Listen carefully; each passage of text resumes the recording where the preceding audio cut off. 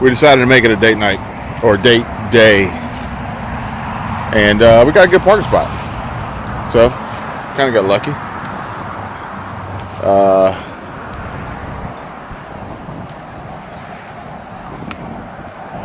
The roads are a little wet, which is also another reason why I opted to take this, because it's already dirty. So I'm just gonna let it get dirtier, and then probably tomorrow I'll wash it. Okay, so we went and saw F1 yesterday, and people are going to see it for different reasons, obviously. I think a lot of girls are going to go see it for Brad Pitt, let's be honest. But the movie itself was ridiculously good.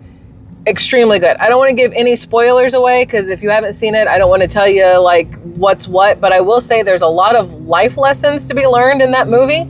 There's a lot to be learned about relationships, about following through with things, about not giving up. It is just a legitimately good movie with a ton of action. The music in it's actually very good too. I do have a thing for soundtracks, and the soundtrack in that was really, really good. And all the actors were cast accurately. We don't see that very often these days, where actors are in the wrong roles for themselves or for the character. But this one, everything was perfect. But the reason I wanted to see F1 besides Brad Pitt was because it's the same director as Top Gun Maverick, which I think is Jerry Bruckheimer. I could be making things up, but I'm pretty sure it was him. And Top Gun Maverick is probably in the top 10 of my all-time favorite movies. Not because of Tom Cruise specifically, although I do like Tom Cruise in movies, but because the cinematography of Maverick was just phenomenal, and the emotion that the fighter jets elicit, like watching them do their thing. Same thing with the F1. I don't watch Formula One racing to begin with. Like, generally speaking, I don't watch it, but watching it in the movie, I had like emotional reactions to it. I had physical reactions to the movie, and I miss movies like that. Fast and the Furious, when Fast and the Furious first came out, the very first one, will always be one of my absolute favorite movies ever. Paul Walker, obviously, is the main reason for that, and the cars.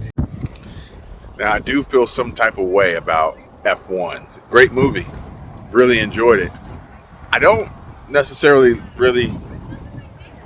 I purposely avoided any possible reviews online, because, again, the whole clickbait, it's always got to be a problem. I didn't want my opinion of the movie to be somewhat affected beforehand. I wanted to judge it for myself.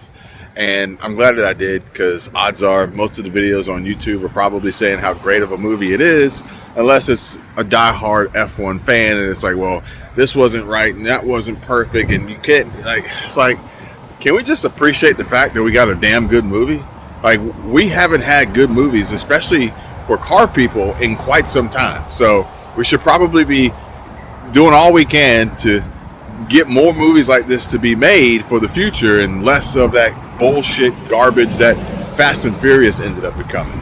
Fast and the Furious, when Fast and the Furious first came out, the very first one, will always be one of my absolute favorite movies ever. Paul Walker, obviously, is the main reason for that, and the cars, when the cars were fun, right? And then over time, Fast and the Furious kind of lost its way and turned into this crapshoot of, let's see how big and dumb we can go with, fighting in airplanes with Cypher, and wasn't that her name, Cypher?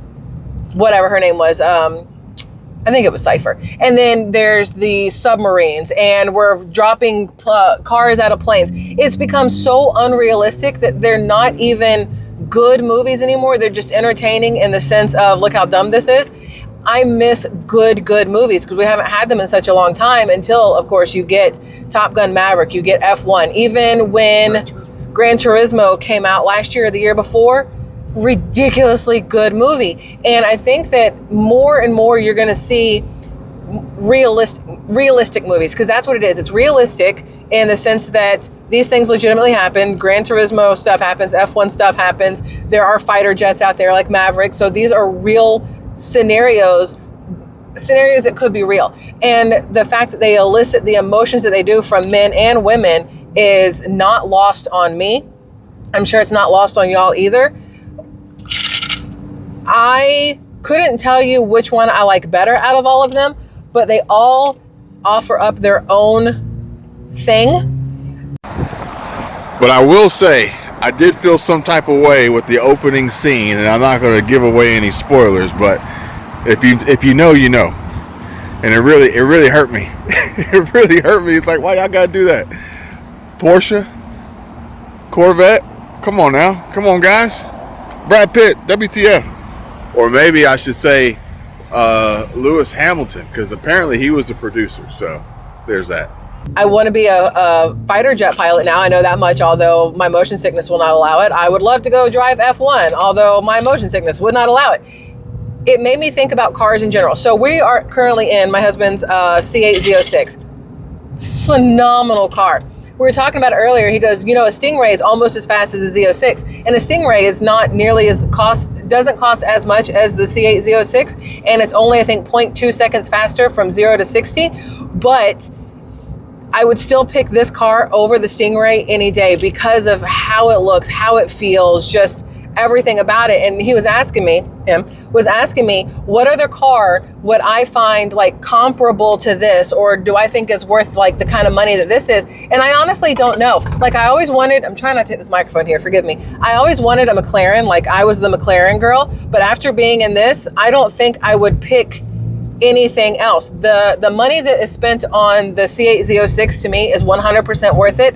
I don't think I would feel the same way about a McLaren. I definitely would not feel the same way about a Lamborghini. I definitely wouldn't feel the same way about a Ferrari, because we've driven Ferraris before as test drives, the 430, and it wasn't to me worth it at all. This though, I have no problem with the price tag on it. I have no problem with the looks of it, the feel of it, anything.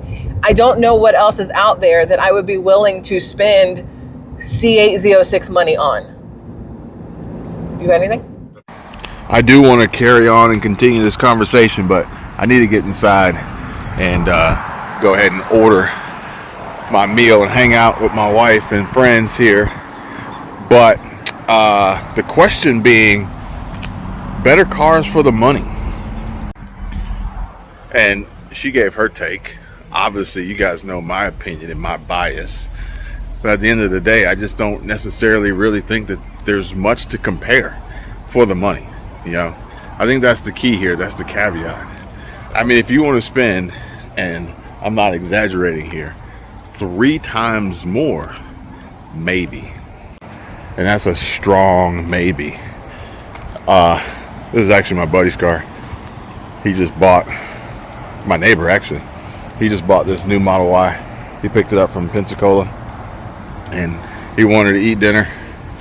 So we came here, and I didn't even realize they had chargers here. So he's getting him some juice here, which I don't even know if he has to pay for it, the way that this is set up here. Kind of sucks that, you know, people don't really have consideration and they park in these spots even though they don't need the charge. But yeah, he picked up this one, new Model Y. I think this is what color is this? Quicksilver. Huh? Like, the people want the emotion and not the fake bullshit, just entertainment value stuff, because it's trash now. Yeah. What else? If I could just put you here, that would be so much easier.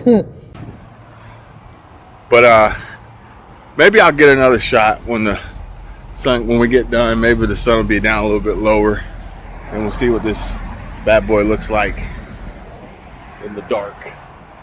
And maybe we'll finish this video in the garage, or maybe tomorrow or something.